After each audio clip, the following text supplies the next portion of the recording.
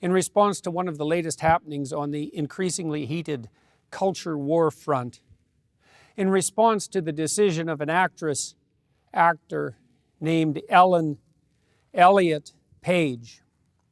I am employing this awkward and impossible naming style because it is now apparently mandatory, and am probably doing it wrong nonetheless, as you're doing it wrong is the whole point of what has been made mandatory. But also, I'm trying to make a point. You know how Jordan Peterson keeps popping up and driving the woke media crazy? For years now, this best-selling author has been on a mission, calling out what he sees as complete madness in leftist culture. And let's be real, their demands on society just keep getting wilder. From all the transgender stuff and policing everyone's pronouns to these extreme feminist ideas they're pushing. Because of Peterson's views, the media just doesn't know what to do with him. And the federal government linked to their website to state that Bill C-16 would be interpreted in light of those guidelines. So I went and read all the policies. Well, one of the policies was that if you didn't use the preferred pronouns of a given group, that you could be charged essentially with a hate crime. And I thought, no, Which that's given group is that? You're talking about transgender people. Yeah, and so there's all these pronouns that have come up. There's 70 different sets of pronouns approximately to hypothetically describe people who don't fit anywhere on the gender spectrum, which is also something that I don't really understand. I don't understand that conceptually. Jordan Peterson has been a constant thorn in the side of the alphabet mafia, no doubt about it. While everyone else was falling in line with their whole agenda about sex and gender, Peterson wasn't having any of it. When this movement started pushing their ideas on everyone, forcing society to play along with their new ideas on gender identity, Peterson was one of the few who actually stood up and said, enough is enough. And are you prepared to suffer the consequences that society may deem you need to suffer because of your views? Yes, I'm prepared to do that. Well, so what am I willing to do? Well, I think that the Ontario Human Rights Tribunal is probably obligated by their own tangled web to bring me in front of it. If they find me, I won't pay it. If they put me in jail, I'll go on a hunger strike. I'm not doing this. And that's that. I'm not using the words that other people require me to use, especially if they're made up by radical left-wing ideologues. Peterson's sharp mind and way with words have been driving the woke left absolutely nuts. He keeps tearing their arguments apart, and they just can't stand it. Let's face it, this whole gender and pronoun circus is completely off the rails. But here's the thing, for the longest time, nobody had both the guts and the smarts to really break down just how ridiculous these woke demands have gotten in our culture. Nobody could quite put it into words what everyone was thinking until Peterson came along. Now, if our society comes to some sort of consensus over the next while about how we'll solve the pronoun problem, let's call it, and that becomes part of popular parlance, and it seems to solve the problem properly without sacrificing the distinction between singular and plural, and without requiring me to memorize an impossible list of an indefinite number of pronouns, then I would be willing to reconsider my position. But I'm also partly opposed to this because it's been made mandatory and has the whole weight of the law behind it. It's like, this is a very bad idea. Now, the woke left had their arguments lined up. They had their army of activists. You know, the ones with their rainbow-colored hair throwing around all their fancy buzzwords and woke catchphrases. And honestly, their defense wasn't exactly winning any debate awards. But hey, you can be the judge of that one. You've seen how they argue their points. Why were they here? Well, how can I answer that? Are their views in alignment with yours? At some point you have to realize. That's a foolish question. Look, if you want to know what my views are... I've watched all of your videos, yes. Including... Yes, I have. Yes. Then why would you ask such a question? Because this is my interpretation of your videos. Apparently, all of the people who arranged the protest against you watched all of your videos. It's like, do you want to disavow... I have 150 videos on YouTube. No, your lectures, which sparked the debate. Okay. Do you want to disavow the support... Could you let me talk to her for a moment? Don't call me that, please. What really got under Peterson's skin was watching actual professors line up to support what he described as nonsense, completely ignoring basic biology. But while everyone else was playing make-believe with reality, Peterson dug his heels in. He wasn't about to nod along and pretend biology didn't matter anymore. No way! Instead, he made it his personal mission to be the ultimate nightmare for every leftist liberal and woke culture warrior out there.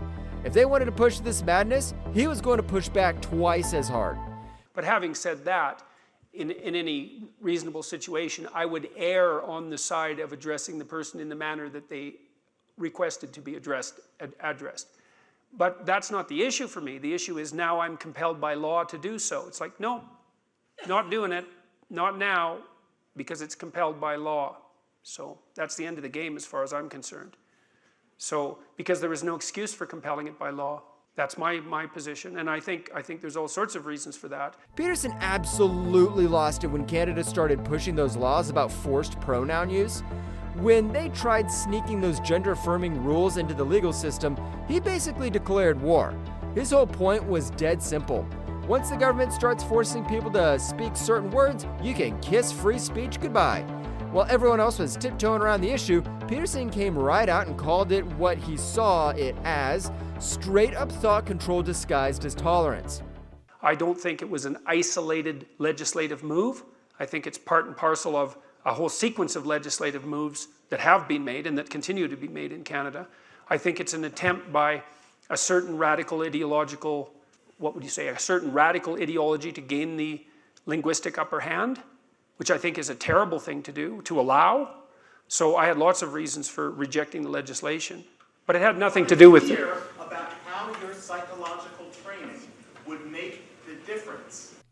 Peterson sees that Canadian Law Bill C-16, the one that crammed gender expression and identity into their Human Rights Act, as a total disaster for actual human rights. It's like the government completely lost the plot. In his view, they basically created a law that could turn regular people into criminals just for refusing to play along with their pronouns, all because a tiny slice of society decided their feelings should override everyone else's right to speak freely. Well, we've accepted this preposterous hypothesis that your identity is only subjectively defined. And as I've tried to point out on in some of my lectures, the only people who think their identity is subjectively defined are 2-year-olds. And I mean that technically, because 2-year-olds are egocentric, which means they can't bring their identity in alignment with a social norm. Peterson is really worried about the decline of free speech and the possibility that people could face legal consequences for disagreeing with gender ideology. He believes that making people use certain language goes against the very principles of open democratic conversation. I've essentially been banned from Twitter as a consequence. I say banned, although technically I have been suspended. But the suspension will not be lifted unless I delete the hateful tweet in question, and I would rather die than do that. And hopefully it will not come to that, although who the hell knows in these increasingly strange days. Speaking about Elon Musk, Jordan Peterson's famous sit-down with the billionaire genius was a total nightmare for the woke crowd. These two brilliant minds got together and really dove into what they called the woke mind virus that's spreading everywhere. The best part? Elon straight up promised he'd destroy this virus. You should have seen how worked up the woke supporters got over this interview. They were completely horrified. Yeah, well, I mean, going back to the so-called gender-affirming care, which is a terrible euphemism. That's for sure. It's really a child sterilization, is what it should be. No, there's mutilation too. Mutilation. Yeah, well, we want to make sure that amalgam is. Sure, fair enough. Yeah. It's child mutilation and sterilization. Yeah. Under the guise of gender-affirming care and compassion. Right. The energy was electric as Peterson and Musk bonded over their shared disgust with woke culture during the conversation. Musk personally knew the damage of mainstream media's agenda since his own son fell victim to what is called the gender-affirming care program. Peterson described this as just fancy words the woke media uses to push their agenda of mutilating and sterilizing kids before they even hit puberty. And he was very excited and couldn't wait to dive deep into these issues with someone who understood the insanity firsthand. Yeah, and there's lots of people in that situation now. Right. It's not pretty, and lots of demolished kids. Yes. Yeah, well, that's a good reason to be the final straw. All right, so let's. So I vowed to destroy the woke mind virus after that. and we're making some progress. Join the club. Yeah. Peterson also highlights how complex gender identity is and stresses the need for more thoughtful, nuanced conversations about it. He argues that we should focus on open dialogue in education rather than using laws to force people to use specific pronouns. Unsurprisingly, his approach doesn't sit well with those on the woke side of the debate. The people who really push this, or the ideas that govern this, was a better way of thinking about it, this is a very difficult thing to understand. You think there's such a thing as reasonable conversation. That's not on the table for the radicals. No, it's not. See, your notion of reasonable conversation is nothing but your insistence that your ethos dominates. And their response is always, well, then you're transphobic. Yeah, well. Or you're racist, or you're both. Or you're a biological essentialist or some whatever damn it thing. is. Yeah. Peterson takes a strong stance against what he sees as radical feminist ideas. He says they've taken something super complex, how men and women relate to each other, and boiled it down to this oversimplified story of bad men, victimized women. According to him, this totally misses the mark on understanding human nature and real power dynamics, which are way more complicated than just picking sides. He gets particularly fired up about how extreme feminism has created this culture where everyone's competing to be the biggest victim and holding on to resentment. Pretty intense stuff. The first thing I would say is that I'm not anti-feminist per se. I mean, I think the idea that the world would benefit from the movement of talent from both sexes into the workplace as rapidly as possible is something that anyone with any sense should share, given the the rarity of talent and the necessity for utilizing it.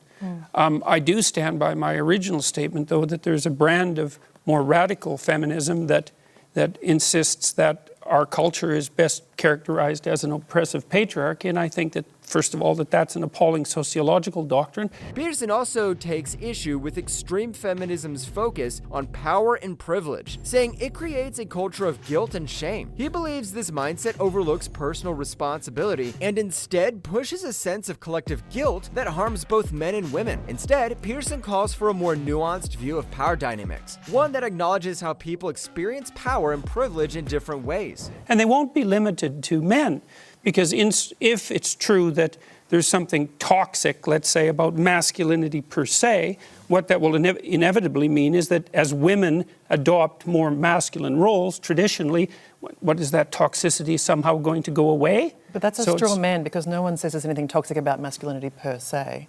What do you mean no one says that? The term exists. How is that a straw man? Well, where did the term come from? It's a phrase that's used about forms of masculinity that are harmful to men and women. Peterson's takedown of extreme feminism and woke culture has really gotten under the skin of his critics. The usual suspects came out swinging, calling him everything from a misogynist to a sexist to a defender of the patriarchy. And don't even get started on how the trans community exploded, slapping him with their favorite label, transphobe. But Peterson isn't backing down. He keeps insisting he's just trying to get people to see the bigger picture, that men and women both have their struggles and strengths in society, and you can't just paint everything in black and white. Pretty gutsy stance in today's cancer culture, right?